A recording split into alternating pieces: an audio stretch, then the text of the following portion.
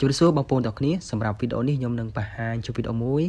ពាក់ព័ន្ធជាមួយនឹងការបង្កើត WhatsApp សម្រាប់បងប្អូនដែលមានតម្រូវការប្រើប្រាស់ជាមួយនឹងកម្មវិធីនេះអញ្ចឹងអត់ចង់ខាតពេលយូរទេសម្រាប់បងប្អូនដែលអត់ទាន់មានកម្មវិធី WhatsApp បងប្អូនអាចចូលមក download វានៅលើ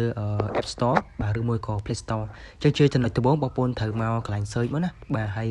បន្ទាប់នេះចូលកន្លែង search ហ្នឹងហើយយើង search ខាងលើហ្នឹង search ពាក្យថា WhatsApp បាទ WhatsApp មកគឺបងប្អូននឹងឃើញកម្មវិធី WhatsApp ហើយអធិស្ឋានខ្ញុំសេខុសណាអូខេអញ្ចឹងយើងចុចទៅលើហ្នឹងមកបន្ទាប់មកបងប្អូននឹងឃើញនេះកម្មវិធី WhatsApp ពីនៅលើគេ WhatsApp Messenger បងប្អូនមិនមែន WhatsApp Business ណាអញ្ចឹង download WhatsApp Messenger អញ្ចឹងយើង select ទៅលើហ្នឹងមកហើយបងប្អូនធ្វើការ download វាមកបាទឥឡូវខ្ញុំសូមធ្វើការតឡើងវាអូខេបន្ទាប់ពីយើងបានតឡើងវាពេញហើយយើង open វាមកឬមួយក៏បើកវាមកដើម្បីធ្វើការនៃការបង្កើត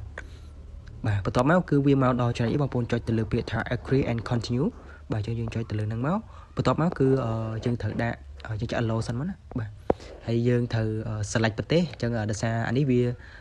location យើងនៅ Cambodia វា load Cambodia ឲ្យស្រាប់សម្រាប់បងប្អូនដែរនៅថៃបងប្អូនអាច select ចូលថៃឬមួយក៏ Indonesia Malaysia តាមប្រទេសដែលបងប្អូនរស់នៅអញ្ចឹងទៅហើយសម្រាប់ខ្ញុំនៅកម្ពុជាវា load មកស្រាប់ហើយខាងក្រោមគឺយើងបំពេញជាមួយនឹងលេខទូរស័ព្ទយើងបំពេញដោយអត់ចាំបាច់ដាក់លេខ0ទេបងប្អូនឧទាហរណ៍លេខបងប្អូន076អញ្ចឹងទៅយើងដាក់76ឡើងអញ្ចឹងទៅបាទអញ្ចឹងខ្ញុំសូមបំពេញលេខទូរស័ព្ទរបស់ខ្ញុំចូល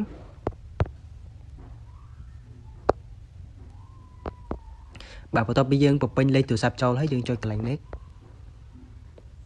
អូខេហើយយើងរកចាំបន្តិចស្អីចុចទៅលើពាក្យថា yes ដើម្បីបញ្ជាក់លេខទូរស័ព្ទរបស់យើងឥឡូវវាកំពុងតែធ្វើការ verify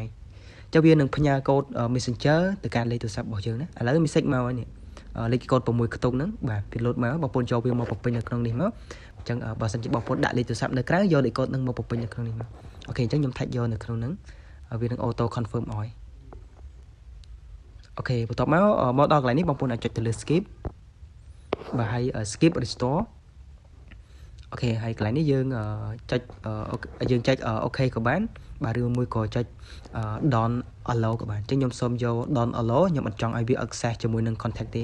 ចុច don't allow ហើយកន្លែងនេះយើងបំពេញឈ្មោះបាទដាក់ឈ្មោះយើងឈ្មោះអីដាក់ហ្នឹងមកណាបាទអញ្ចឹងខ្ញុំសូមបំពេញឈ្មោះរបស់ខ្ញុំតែឈ្មោះបងប្អូនដាក់ភាសាខ្មែរក៏បានភាសាអង់គ្លេសក៏បានតាមចិត្តដែរតែខ្ញុំសូមប្រើជាភាសាអង់គ្លេសហើយខ្ញុំចុចទៅលើពាក្យថា doneអូខេឥឡូវនេះគឺរួចរាល់ហើយកន្លែងនេះយើងចង់ sign in ដោយបើកជាមួយនឹង cloud នៅលើហ្នឹងក៏បានឬមួយក៏ order device ក៏បានអញ្ចឹងខ្ញុំចុចខ្វែងវិញបាទខ្ញុំអត់ចូលទេបាទបន្ទាប់ពីខ្ញុំចុចខ្វែងកន្លែងនេះវាសួរតែយើងចង់បើក create key ដើម្បីជា security នៃការ login account អត់ឬមួយក៏យើងចង់ login WhatsApp ហ្នឹងជាមួយនឹង first ដោយការ scan មុខឬមួយក៏ទុច ID នៅលើ device អីចឹងទៅបាទអូខេអញ្ចឹងខ្ញុំអត់យកទេដោយសារខ្ញុំគិតថាពេលដែលខ្ញុំចូលខ្ញុំត្រូវការ login តាមរយៈទូរស័ព្ទដៃនឹងឯងបងប្អូនយកបងប្អូន continue មកអញ្ចឹងខ្ញុំយក note now ខាងក្រោមបន្ទាប់មកនេះយើងអាច add email បញ្ចូលបានណាតែខ្ញុំសូមអត់ add ទេបងប្អូនចង់ add email បញ្ចូលបងប្អូនចុចកន្លែង add email នឹងមកអញ្ចឹងខ្ញុំសូមចុច note now បន្តទៀតអូខេអញ្ចឹងយើងបានបង្កើត WhatsApp បានហើយកន្លែងនេះយើងត្រូវបើសិនជាបងប្អូនចង់ឲ្យវា allow full contact នៅលើទូរស័ព្ទដៃរបស់យើងចូលទៅកាន់ setting ហើយយើងបើក full contact មកណានេះវា load ហើយយើងបង្ហាញយើងអញ្ចឹងណាបើសិនជាយើងអត់ចង់បើក full contact ទេយើងខ្វាយវាវិញមកអត់អីទេ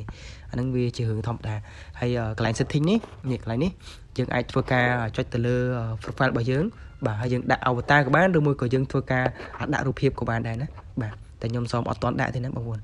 បានប៉ុណ្ណឹងហើយកន្លែងនេះ chat យើងចង់ open chat setting អីយើង open ទៅអូខេអញ្ចឹងខ្ញុំចុចកន្លែង open setting ដើម្បី full access របស់វាមួយមកនេះកន្លែងនេះ contact នេះអញ្ចឹងបងប្អូនបើក contact មកគឺរួចរាល់ហើយបាទអញ្ចឹងយើងត្រឡប់ទៅ WhatsApp វិញមកនេះ contact វិញគឺបើករួចរាល់អូខេហើយសម្រាប់វីដេអូនៃការបង្កើត WhatsApp គឺមានតែប៉ុណ្្នឹងទេបងប្អូនហ្នឹងហើយអរគុណបងប្អូនសម្រាប់ការមើលវីដេអូរបស់ខ្ញុំពីដើមមករហូតដល់ចប់បាទយើងជួបគ្នានៅវីដេអូក្រោយទៀត